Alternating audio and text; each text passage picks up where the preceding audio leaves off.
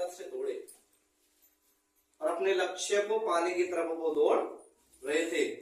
और मेहनत इतनी थी कि वो दौड़ते रहे।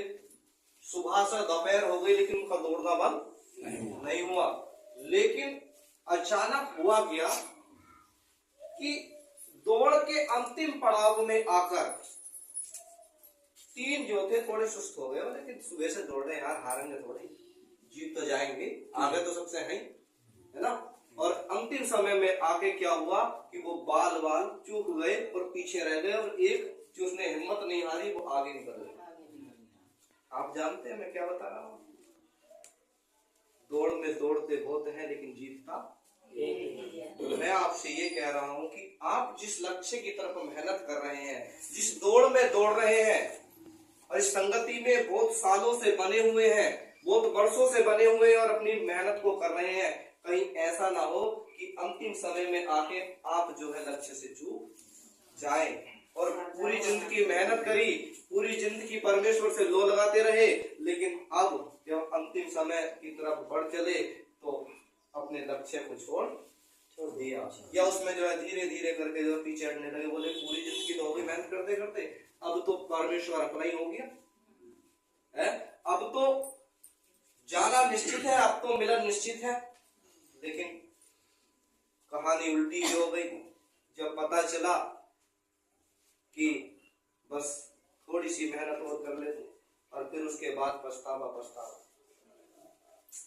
क्योंकि जमीन में जाने के बाद यानी मृत्यु के बाद मैं और आप कुछ नहीं कर सकते। ना मेरे कोई गुनाह की क्षमा होगी, और ना मैं ईश्वर का धन्यवाद कर सकता हूं, ना आप कर सकते हैं। जब तक मैं जीवित हूं तब तक क्षमा मांग सकता हूं, मेरी माफी हो सकती है, और जब तक मैं जीवित हूं तब तक मैं धन्यवाद कर सकता हूं। मृत्यु के बाद ना धन्यवाद सुना जाता है और ना ही क्षमा मांगी जा सकती है। परमात्मा कौन है, ये प्रश्न उठाया गया था। एक छोटा सा श्लोक मैं आप लोगों को सुनाना चाह रहा हूं, और उस श्लोक में इस प्रकार से लिखा हुआ है, ओम पूर्णमदः पूर्णमिदं पूर्णात् पूर्णमुदच्यते पूर्णस्य पूर्णमादाय पूर्णमेवावशिष्यते। ऐसा है क्योंकि जब प्रश्न उठता है तो उसको क्लियर करने की जिम्मेवारी मेरी है, क्योंकि मैं संगति में बैठा हूं, है ना। और जब तक, क्योंकि यहां पे हम अपनी अपनी मानसिकताओं को लेके बैठे हैं, अपनी अपनी मानसिकताओं को लेके बैठे हैं, लेकिन हो सकता है कि सबकी मानसिकता ठीक ना हो, और हो सकता है कि यदि 10 लोग हैं और 10 मानसिकताएं हैं तो जरूरी नहीं कि 10 की 10 ठीक हो, क्योंकि ठीक तो एक ही होगी। जिस प्रकार से यदि 10 जने किसी बात को कह रहे हैं और बात एक ही है, तो इसका अर्थ है कि 9 तो उनमें से झूठ बोल रहे हैं, और हो सकता है कि 10 के 10 झूठ बोल रहे हो, है ना। और यदि किसी को सच्चाई पता भी है तो क्लियर है कि 9 तो झूठ बोल ही रहे हैं, भले उन्हें ना पता हो कि हम झूठ बोल रहे हैं। उसी प्रकार से परमात्मा मेरी कल्पनाओं से नहीं तोला जाता, ना मैं उसकी कोई कल्पना कर सकता हूं। ये सारा संसार जो मुझे दिखाई देता है, बेशक ये परमात्मा का हिस्सा है, लेकिन याद रखना श्लोक ये कहता है कि ये पूरा संसार इस पूर्ण परमात्मा से प्रकट हुआ। ओम पूर्णमदः पूर्णमिदाय पूर्णात् पूर्णमुदच्यते पूर्णस्य पूर्णमादाय पूर्णमेवावशिष्यते। ये पूरा संसार उस पूर्ण से प्रकट हुआ। पूर्ण माने कौन? पूर्ण परमात्मा, है ना। उस पूर्ण से प्रकट हुआ, ये पूरा संसार उस पूर्ण से प्रकट हुआ, और ये पूरा संसार उस पूर्ण से प्रकट होने के बाद भी वो पूर्ण अपूर्ण नहीं हुआ, वो भी पूर्ण का पूर्ण रहा। समझने में थोड़ा कठिन हो सकता है। विज्ञान इस बात को लेता है तो कहता है अरे ऐसा कैसे हो सकता है यदि सागर भी है, एक बूंद उसमें से पानी निकाला, एक बूंद तो घट ही गया है। और श्लोक कह रहा है कि परमात्मा पूर्ण है और पूरा संसार उससे निकल गया, फिर वो पूर्ण नहीं हुआ है। तो वास्तव में ये पूरा संसार उससे जुड़ा हुआ है, इसीलिए वो अपूर्ण नहीं हुआ, इसीलिए वो अपूर्ण नहीं हुआ। दूसरी चीज, परमात्मा कौन है, किसे कहा गया परमात्मा? कई ऋषियों ने, कई मुनियों ने, कई तपस्वियों ने, कई संतों ने इस विषय में खोज की, और खोज करने के बाद पता है क्या पाया? कई लोगों ने तो परमेश्वर से बातें की, ईश्वर से बातें की, लेकिन सिर्फ बातें ही बातें की, देखा उसे है नहीं। लेकिन कई संतों ने उसको खोजा, और खोजने के बाद निष्कर्ष क्या निकाला? उन्होंने देखा, बोले कि मैं देखूं परमात्मा कौन है। बोले कि क्या ये पेड़ परमात्मा है? क्या ये पेड़ वह अंतिम सत्य है? लेकिन पता चला कि ये अंतिम सत्य नहीं है, क्योंकि इनकी भी मृत्यु हो जाती है। 1000 साल खड़े रहे फिर भी मृत्यु हो जाती है, क्योंकि वृक्षों की उम्र 1000 साल की होती है। उन्होंने देखा कि यहाँ पूरी दुनिया में कुछ भी ऐसा नहीं है जो टिकाऊ हो। तो उन्होंने कहा, अरे परमात्मा ऐसा कैसा हो सकता है जो टिकाऊ ना हो, है ना? और जो टिकाऊ ना हो तो वो परमात्मा कैसे हो सकता है? वो परमात्मा कैसे हो सकता है? क्योंकि जो टिकाऊ नहीं वो परमात्मा कैसे? बोले कि नहीं नहीं, इनमें से कुछ भी परमात्मा नहीं। बोले कि क्या है? तो जिन्होंने जान लिया उन्होंने कहा बताया नहीं जा सकता। बोले कि बताया नहीं जा सकता तो फिर कैसे बताओगे? बोले कि एक तरीका है, सत्य को बयान करने का एक तरीका है। बोले कि क्या? बोले कि वो बता दो जो असत्य है, वो सारी चीजें गिना दो जो असत्य है, और बाकी जो बच जाए कह दो वही सत्य है। नहीं आया बस है? बोले कि सारी चीजें वो गिना दो जो असत्य है, क्योंकि सत्य को तो नहीं कहा जा सकता, असत्य को तो कहा जा सकता है। और मैं आपसे बता दूं, यहाँ दुनिया में आपको जितनी भी बातें सुनने के लिए मिलती है वो सब संसार की बातें हैं। मैं आपको जो बता रहा हूँ वो भी सब माया है, संसार है। मैं संसार को बता के ये कह रहा हूं कि ये सत्य नहीं है, और ये सत्य नहीं है। जब इस बात को आप समझेंगे तो मन में, हृदय में एक तड़प पैदा होगी। तो फिर क्या है सत्य? क्या है? झुकाव उसकी तरफ होगा, और जब झुकाव उसकी तरफ होगा तो वो मालिक जानता है मेरी तरफ झुकाव है, वह जानता है कि मुझे पाने की लालसा है?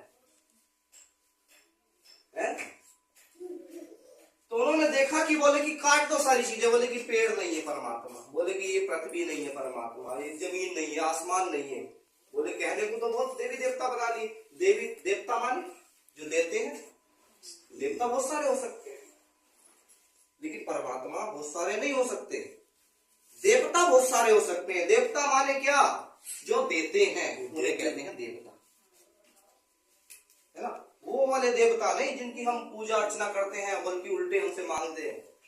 नहीं, वो केवल कल्पनाओं के देवता है। लेकिन देवता माने वो जो हमें देते हैं, जिससे हमें कुछ चीजें प्राप्त होती हैं, वो सब देवता है। इसलिए यदि पृथ्वी से हमें कुछ मिला तो लोगों ने कहा नहीं ये तो देवी है, यानी देने वाली। लोगों को पेड़ों से कुछ मिला, सबसे ज्यादा ऑक्सीजन प्राप्त हुई पीपल से, बोले कि पीपल देवता है, यानी कुछ देता है, मनुष्य का पालन पोषण करता है, यानी जो देता है उसे देवता कहते हैं, कह दिया गया है। बोले कि देवता बहुत सारे हैं, लेकिन परमात्मा नजर नहीं आता। बोले कि ये परमात्मा नहीं। काट दिया गया सबको। सब काटने के बाद सब कुछ हट गया आंखों के सामने से, कुछ नहीं बचा। बोले कि अब क्या बचा? बोले कि ये तो समझ में नहीं आ रही है क्या बचा। बोले कि ये बचा, जो भी बचा ये वही है जिसकी हम खोज कर रहे हैं, वही है जिसकी हम खोज कर रहे हैं। फिर उन्होंने अपने ऊपर स्टडी आरंभ की। बोले कि हम अपने ऊपर स्टडी आरंभ करते हैं। बोले कि हम कौन है? हम कौन है? तो उन्होंने कहा, बोले कि अरे क्या मैं हाथ हूं? बोले कि नहीं, हाथ मेरा है, मैं हाथ नहीं। बोले क्या आंख हूं? नहीं। क्या मैं लीवर हूं, गुर्दा हूं? बोले कुछ नहीं हूं।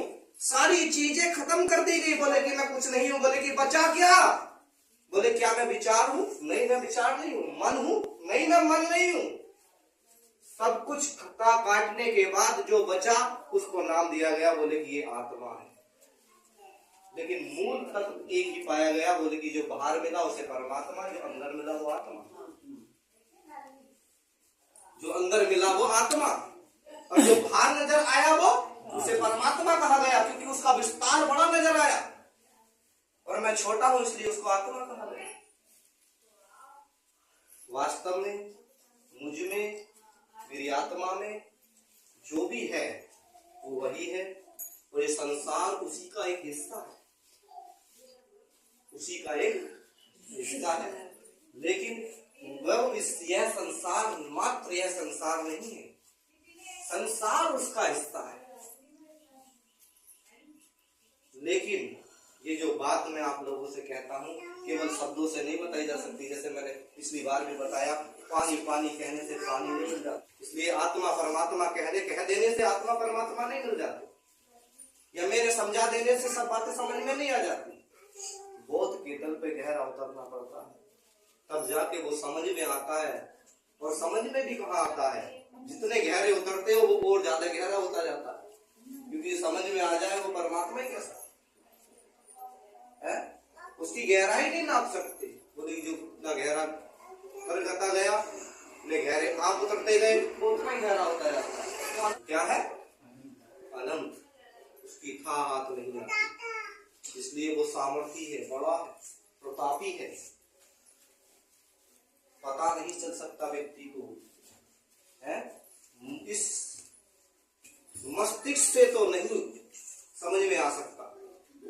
इसलिए मेरा और आपका जन्मदाता, जन्म देने वाला, मुझे और आपको जीवन प्रदान करने वाला, उसे पिता कहकर जब हम पुकारते हैं मात्र काफी है। यह समझ में आ गया हमारे कि हम उसके बच्चे हैं तो मात्र काफी है, वरना बुद्धि से ना वो किसी के समझ में आया और ना किसी के समझ में आ सकता है। क्योंकि मेरा और आपकी बुद्धि का विस्तार नहीं, ऐसा मनुष्य से कोई हुआ नहीं कि इसकी बुद्धि का विस्तार इतना हो कि बुद्धि से परमात्मा समझ में आ जाए। प्रेम से बहुतों के आया, बुद्धि से किसी के नहीं, प्रेम से बहुतों के आया। तो मैं इस प्रश्न का उत्तर क्लियर करना चाह रहा था, ये उत्तर क्लियर हो गया। और इसके बाद मैं कुछ